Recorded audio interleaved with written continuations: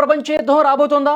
ఒకవైపు అమెరికా అధ్యక్షుడు Donald Trump Venezuela అధ్యక్షుడు మదురోను బంధించామని విజయగర్వంతో ప్రకటిస్తుంటే, మరోవైపు ప్రపంచ అగ్రరాజ్యం రష్యా ఈ చర్యపై నిప్పులు జరుగుతోంది. శనివారం తెల్లవారుజామున అమెరికా జరిపిన మెరుపు దాడులను రష్యా తీవ్రంగా ఖండించింది. కేవలం ఒక దేశం మీద దాడి కాదు, ప్రపంచ శాంతి మీద దాడి అని మాస్కో హెచ్చరించింది. రష్యాకు వెనిజులా అత్యంత కీలకమైన మిత్ర దేశం. ముఖ్యంగా పుతిన్ ప్రభుత్వానికి మదురోకు మధ్య రక్షణ అలాగే చమురు రంగాల్లో భారీ ఒప్పందాలు ఉన్నాయి.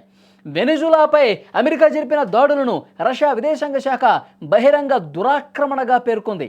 నిజంగా ఇది వెనిజులా మీద చేసినటువంటి దాడి కాదు, నేరుగా రష్యా మీద దాడిగా ఇప్పుడు రష్యా చూస్తున్నటువంటి పరిస్థితి. రష్యా మీద ఉన్నటువంటి కోపం, రష్యా మీద ఉన్నటువంటి అక్కసు, రష్యా మీద ఉన్నటువంటి ద్వేషాన్ని వెనిజులా మీద ట్రంప్ చూపించాడా అన్నది కూడా ఆలోచన చేస్తోంది రష్యా.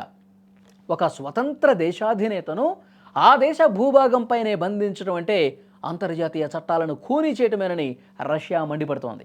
వెనిజులాలో తమ ప్రయోజనాలకు భంగం కలిగేలా లేదా తమ పౌరులకు ప్రమాదం వాటిల్లేనా అస్సలు ఊరికినే ప్రసక్తే లేదని ఘాటుగా స్పందించింది రష్యా. డొనాల్డ్ ట్రంప్ గతంలోనే వెనిజులాలో రష్యా జోక్యం ఎక్కువవుతోంది అని అసహనం వ్యక్తం చేశాడు. ఇప్పుడు మదురోను బంధించడం ద్వారా రష్యాకు లాటిన్ అమెరికాలో ఉన్న అతిపెద్ద మిత్రుణ్ణి ట్రంప్ దెబ్బకొట్టారు. దీనికి ప్రతిగా రష్యా తన అణ్వాయుధ సామర్థ్యాన్ని ప్రదర్శించే అవకాశం ఉందన్న వార్తలు అంతర్జాతీయంగా ప్రస్తుతం కలకలం రేపుతున్నాయి. రష్యాతో పాటు చైనా కూడా అమెరికా చర్యను నిశ్చితంగా గమనిస్తోంది. అమెరికా తన ఇష్టానుసారం వేరే దేశాల అధ్యక్షులను అరెస్ట్ చేసుకుంటూ పోతే ప్రపంచ సమతుల్యతను దెబ్బతీసినట్టే అవుతుందని బీజింగ్ వర్గాలు కూడా చెప్తున్నాయి. వెనిజులాకు రష్యా, చైనాలు రెండు భారీగా అప్పులు ఇచ్చి ఉన్నాయి.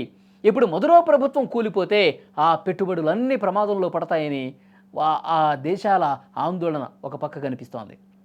అమెరికా సైనిక చర్యపై ఐక్యరాజ్య సమితి భద్రతా మండలిలో అత్యవసర సమావేశం జరిగే అవకాశం ఉంది. రష్యా ఈ విషయంలో అమెరికాపై ఆంక్షలు, తీవ్రమైనటువంటి తీర్మానం ప్రవేశపెట్టేందుకు సిద్ధమవుతోంది. ట్రంప్ తన అమెరికా ఫస్ట్ విధానంతో మదురోను బంధించి ఒక విజయాన్ని సాధించినట్లు కనిపిస్తున్నా దీనివల్ల రష్యాతో ప్రత్యక్ష యుద్ధానికి దారితీసే ప్రమాదం పొంచి ఉంది. ఒకవేళ రష్యా సైనికంగా వెనిజులాకు మద్దతు ఇస్తే అది మూడవ ప్రపంచ యుద్ధానికి కూడా దారితీసే అవకాశం ఉందని పెద్ద ఎత్తున చర్చ జరుగుతుంది. ఇప్పుడు రష్యా అలాగే చైనా రెండూ కూడా అమెరికా మీద యుద్ధానికి కాలుదువ్వే పరిస్థితి ఏమైనా వస్తుందా అని పెద్ద ఎత్తున ఆందోళన కనిపిస్తోంది. ఎందుకంటే వెనిజులాలో ఉన్నటువంటి సహజ వనరుల మీద, వెనిజులాలో ఉన్నటువంటి సంపద మీద కన్ను పడింది కాబట్టి డొనాల్డ్ ట్రంప్ ఆ దేశ అధ్యక్షుడిని, ఆ అధ్యక్షుడి భార్యను కూడా సైనిక చర్య ద్వారా బంధించే రహస్య ప్రదేశానికి తీసుకెళ్లడం తెలుస్తోంది. ఇప్పుడు అత్యంత మిత్రదేశమైనటువంటి రష్యా అసలు కామ్గా కూర్చునే పరిస్థితి లేదు, ఏదో ఒకటి చేస్తుంది. ట్రంప్ చెరలో ఉన్నటువంటి ఆ అధ్యక్షుడిని కాపాడటానికి ఎంతవరకైనా రష్యా అధ్యక్షుడు వెళ్లే అవకాశం ఉంది అని ఒక చర్చ బలంగా వినిపిస్తోంది. రష్యా మీద కోపంతో చేశాడా, వెనిజులా ఈ విధంగా డ్రగ్స్ సరఫరా చేస్తున్న ఉద్దేశంతో చేశాడా పక్కన పెడితే నిజంగా ఇది మరొక యుద్ధానికి దారితీసే అవకాశం ఉందని చర్చ జరుగుతుంది.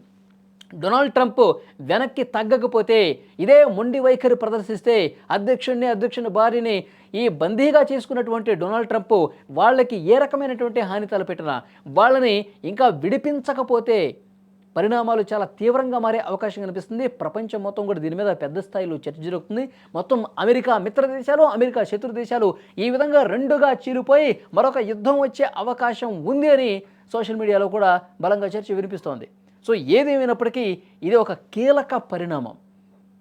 వెనిజులా అధ్యక్షుడిని వాళ్ళ దేశంలోనే అంత దారుణంగా సైనిక చర్య జరిపి పెద్ద పెద్ద భవనాలను కొలగొట్టేసి, పోర్టుల్ని దెబ్బతీసేసి, భయభ్రాంతులకు గురి చేసి మొత్తం కిడ్నాప్ చేసుకుని వెళ్ళిపోయారంటే ఇది మామూలు విషయం కాదు, చిన్న విషయం కాదు. ఇది ఒక దౌర్జన్యపూరితమైనటువంటి చర్య. ట్రంప్ నియంతృత్వ వైఖరికి ఇది అద్దం పడుతుందంటూ అందరూ కూడా మాట్లాడుతూ ఉన్నారు.